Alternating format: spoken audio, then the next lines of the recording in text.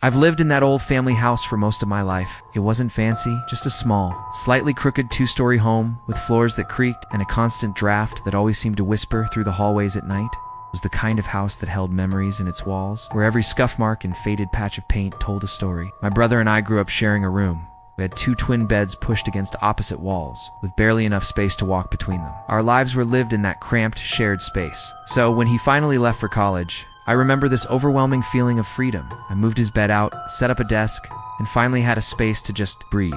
It felt good, like I'd finally earned it. For 2 peaceful years, that room was my entire world. But after graduation, things changed. My brother moved back home for a new job, and of course he reclaimed his room, the one I'd spent months making my own. So I got pushed upstairs to the small guest room right above the garage.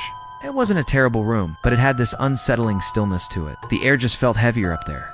The silence was somehow thicker, more complete. That night, the night I will never, ever forget, I was completely alone. My parents were away at the shore for the weekend. My brother was gone on a work trip, and I decided to just stay in, order some takeout, and get to sleep early. It was around 11:30 p.m. I was in bed, reading a book, and the house was utterly silent. You know that kind of silence? The kind where you can actually hear your own pulse drumming in your ears. And then it happened. The garage door rumbled open directly beneath me. That deep mechanical growl, the vibration of it shook the floorboards under my bed. My first thought was just pure confusion. My parents, my brother. No one was supposed to be home. The sound ended with a heavy, metallic clunk. Then once again, total silence.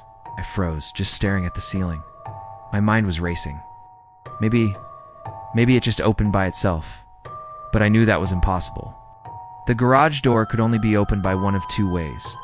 The button inside one of our cars, or the panel on the wall inside the garage itself. Someone had to have pressed it. My heart started pounding against my ribs. I slowly slid off the bed, grabbing my phone, and crept over to the window that overlooked the driveway. The night was too dark to make out much, just the faint glimmer of moonlight bouncing off the no-open garage door. There was no car, no sign of movement at all. I could feel the hairs on the back of my neck standing up. Something deep in my gut screamed at me. Asterisk, don't go down there, asterisk. But another voice, that stupid, heroic instinct we all think we have, said I had to check, had to know what was going on in my own house. So I went to the closet and pulled out an old wooden baseball bat. It was heavy in my hands, a relic from my high school days. My grip was trembling, but I told myself I was ready. I was going to protect my home. As I crept down the stairs, the old wooden steps groaned under my weight, each sound slicing through the suffocating silence like a knife. I stopped halfway down, just listening, trying to hear anything over the sound of my own breathing. And that's when I heard them. Voices. 2, maybe 3 of them. They were quiet, male, and talking in low, hushed tones. The sound was coming from the direction of my parents' bedroom. That's when the cold, hard reality sank in like a stone in my stomach. Asterisk, someone is in the house. Asterisk, I pressed myself flat against the wall, my fingers fumbling with my phone. I called 911, whispering everything I could to the operator. She told me to stay hidden, to stay quiet, to wait for the police. But I couldn't. My body just wouldn't let me. I was terrified, but underneath that terror, a different emotion was boiling up. Pure, unadulterated fury. Strangers were an asterisk, my asterisk home. I hung back for just a moment, took a shaky breath, and then I did something incredibly, monumentally stupid. I shouted at the top of my lungs, "Hey, who's there?" And I charged down the hallway. The next few seconds were a complete blur. 2 men spun toward me. One had a ski mask pulled halfway over his face. The other was holding a flashlight that blinded me for a second. Their eyes widened in shock. They clearly didn't expect anyone to be home. I swung the bat as hard as I could. It connected with a sickening thud, followed by a sharp scream of pain. The man went down, clutching his leg. But the other one, he was a wall of muscle, rushed me and tackled me straight to the ground. The air was forced out of my lungs as my head hit the floor, and the bat flew from my hands, skittering across the hardwood. He was strong, too strong. His hands clamped around my throat, and I started to struggle beneath him, my hands clawing uselessly at his arms. I couldn't breathe. My vision started to blur at the edges, turning into a dark tunnel. I was panicking, desperate for air, and then I saw it. The first guy, the one I'd hit with the bat, was limping, almost crawling, toward us. and he had something glinting in his hand. A knife. And in that horrifying, crystal-clear moment, I realized Dai was going to die. Just right here, on the floor of my childhood home. Just as he lifted the blade, the faint, distant wail of sirens began to echo down the street. The men froze.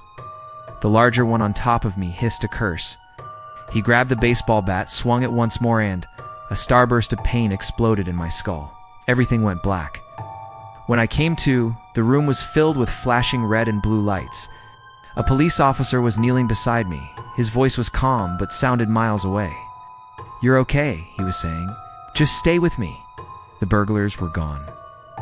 They'd fled through the back door the moment they heard the sirens. The officers told me I was lucky to be alive, unbelievably lucky. But later, after the shock wore off, something else started to bother me. Something that burrowed into my mind and wouldn't let go. The garage door. There was only one way to open it without being inside, the remote button inside my car. And I never, ever locked my car at night. Whoever those men were, they knew that. They also knew my parents were gone for the weekend.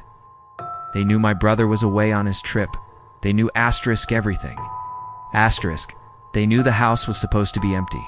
The police never found them. But for weeks after, my dad couldn't sleep. He became obsessed. Kept checking the locks, installing cameras, motion lights, a state-of-the-art alarm system. But no matter how much security we added, that feeling never left me. The feeling that someone we once trusted had been inside our house. Someone who knew us, who watched us, who waited. For the perfect night, the night the house was finally completely empty. Sometimes late at night, when the wind shakes the siding just right and the old floors creak under their own weight, I swear I can still hear it, that low, metallic rumble from the garage below. And every single time I do, I freeze. Because I know that noise shouldn't be possible anymore. My dad disconnected the opener months ago. For the past year, I've been living in this small, peaceful house. It's the perfect escape from the city quiet, comfortable, and it finally felt like home. Nothing weird had ever happened here. But one Thursday night, that all changed. It was late, around 11 p.m., when I was jolted by this loud, frantic knocking on my front door. It wasn't a normal knock. It was sharp, urgent, and it just kept going. I was instantly on edge. No one ever visits me this late, especially not out here. I crept to the door and peered through the peephole. There was a man on my porch. He looked agitated, pacing back and forth and muttering to himself. My heart was pounding. Hesitantly, I opened the door just a crack, making sure the screen door was locked. "Can I help you?" Trying to keep my voice steady. He stopped pacing and looked right at me, but his eyes were filled with confusion. Then he said something that made the hairs on my arms stand up. "This is my house. Why are you in it?" I let out a nervous laugh. He had to be mistaken, right? "I think you have the wrong address," I told him, hoping to clear this up quickly. But he wasn't backing down, insisted, his tone becoming firm, not angry, just deeply, unshakably convinced. "No, this is my home," he repeated. And then, things got really strange. He started pointing out these tiny, specific details about the house. He said the back door always sticks when you try to open it, and the light switch in the hallway. You have to flip it twice for it to work. He was right. Those were quirks I'd discovered over the last year. How could he possibly know that?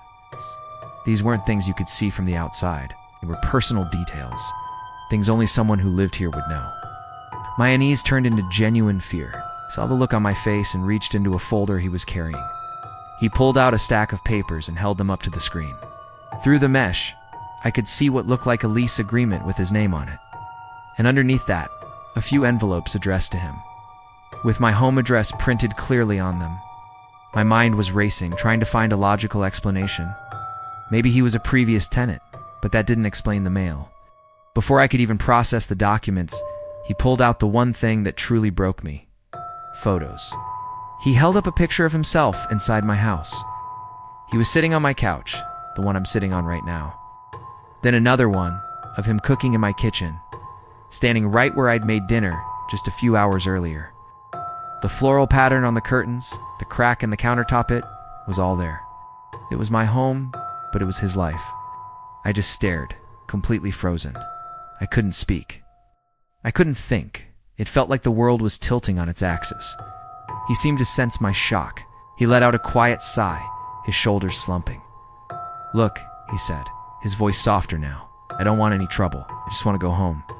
And with that, he turned around, walked down the porch steps, and disappeared into the darkness. I slammed the main door shut, locked it, and immediately called the police. My hands were shaking so badly I could barely dial the numbers. When they finally arrived a few minutes later, the man was gone. They searched the area, but there was no trace of him. They listened to my story, nodding politely. They suggested he was probably confused, maybe an elderly person with memory issues who used to live in the area. "It happens," they said. They tried to reassure me, but something about the encounter felt deliberate. The way he knew those details, the photos, it didn't feel like a simple mistake. For the next 2 weeks, I lived on edge. Every creak of the floorboards, every rustle of leaves outside my window sent a jolt of anxiety through me. I triple-checked the locks every night. I even thought about moving. But slowly, as time passed with no further incidents, I started to relax. I began to convince myself the police were right. It was just a bizarre one-off event. Sad, confused man. Then, one evening, I came home from work, and my heart dropped into my stomach. The front door was ajar, just slightly open. I hesitated, my mind flashing with worst-case scenarios. I cautiously pushed the door open, calling out, "Hello." Silence. I slowly walked through the house, my senses on high alert. My laptop was still on the desk. My wallet was on the table. Nothing was stolen. Nothing was out of place. It seemed like I'd just forgotten to close the door properly. I let out a breath I didn't realize I was holding. But then I walked into the kitchen. And there, sitting perfectly centered on the kitchen counter, was a single photograph. It wasn't one of mine. My blood ran cold. I picked it up. It was a photo of the man from that night. He was standing outside the front of the house, right on the lawn, smiling faintly. But this wasn't an old photo. This was new. I could tell because the flowers I'd planted just last week were in bloom next to the porch. A newspaper I'd left on the porch swing was visible in the shot, and I could just make out the date from that very week. Someone had been here. They had taken this picture recently, and then somehow placed it inside my locked house without a single sign of forced entry. No broken windows, no jimmied locks, nothing. It was impossible. I called the police again, my voice trembling. They came out, took the photo as evidence, and promised to increase patrols in the area for a while. They were professional, but I could see it in their eyes. They were as baffled as I was. Since that night, nothing else has happened. The patrol stopped. Life has returned to a semblance of normal, but the peace I once felt in this house is gone forever. When I walk past a window late at night, I can't shake the feeling that someone is out there just beyond the glass watching me. I tell myself it's just my imagination, a lingering echo of the fear from that night. But every now and then, when the wind rattles the old window frames just right, I could swear I hear a faint whisper carried on the breeze. It's not angry, not threatening. It's just a quiet, familiar voice, and it sounds absolutely certain. 6 months ago, my life almost fell apart. It's not because of some grand tragedy, but because of something that pretended to be one. I had just moved back to my hometown. My mom was getting older, and after a few minor health scares, I just wanted to be close enough to help if she needed me. I found this quiet little duplex about 20 minutes away from her. It was nothing special, but it felt safe. It felt familiar. That illusion of safety didn't last very long. It was a Thursday evening, early autumn. The air outside was heavy with rain, and the only sound in my house was the low hum of the television. I was halfway through a show when my phone started ringing. It was a local number, but I didn't recognize it. I almost didn't answer, but something, maybe instinct, told me to pick it up. "Hello." The voice on the other end was calm, professional, and distinctly female. "Hi, this is Nurse Miller from St. Mary's Hospital. Is this Mr. Andrews?" "Yes," I said, my body tensing as I sat up. "Sir, I'm calling regarding your mother, Helen Andrews. She was brought in about an hour ago after a fall. She hit her head but is conscious. She's asking for you." My heart just dropped into my stomach. The nurse continued, giving these details that made everything sound so legitimate. My mom's full name, her address. She even mentioned her recent hip surgery. She said they needed me to come in as soon as possible. I didn't question a single thing. I didn't even lock the door when I left. I just grabbed my keys, got in my car, and sped through the rain-soaked streets. The hospital parking lot was nearly empty when I arrived. The fluorescent lights flickered over the entrance as I rushed inside, completely out of breath, just desperate.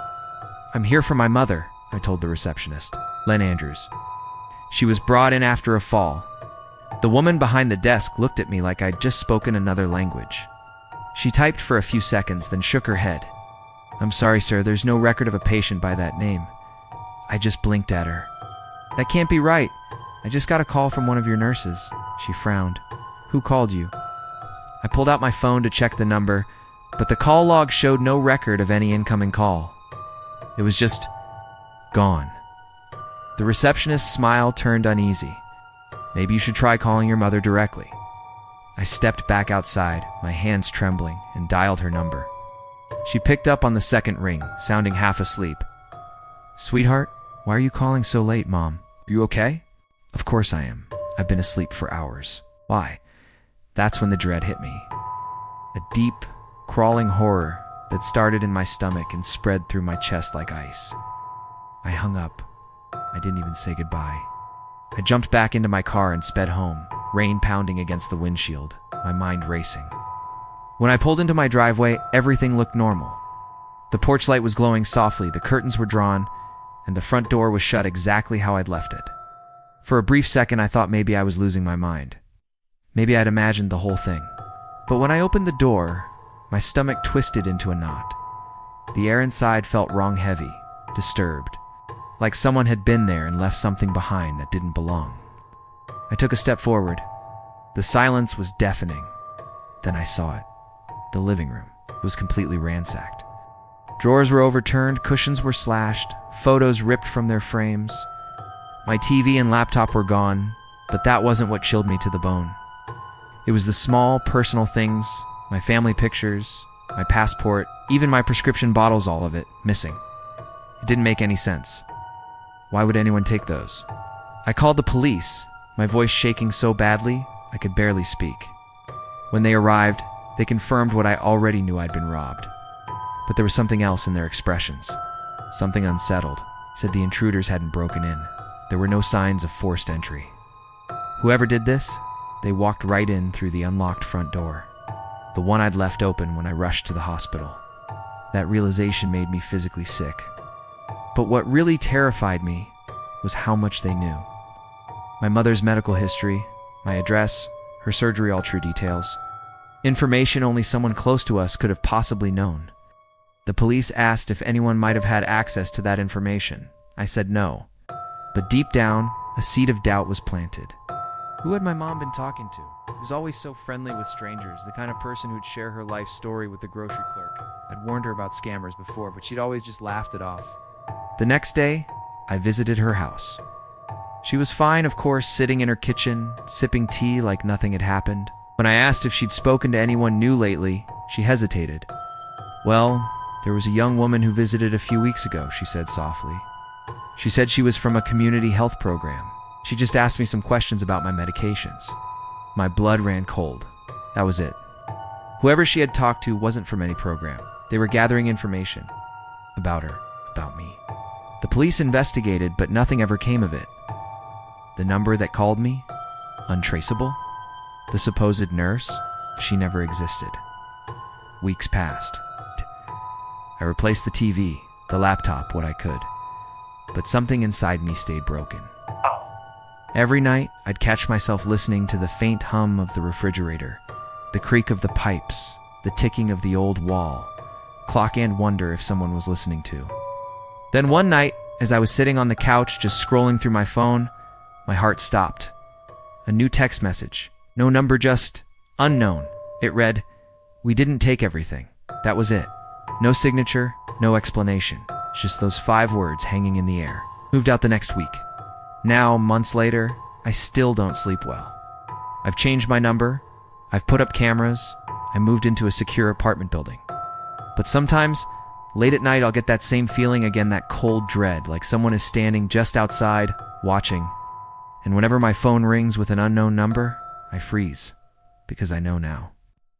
The next voice I hear might not be a stranger. It might be someone who already knows everything about me. Thanks for listening to my story. It's a reminder to be careful about the information we share and to protect the people we love. If you found this story compelling, please give it a like and subscribe for more. Stay safe out there.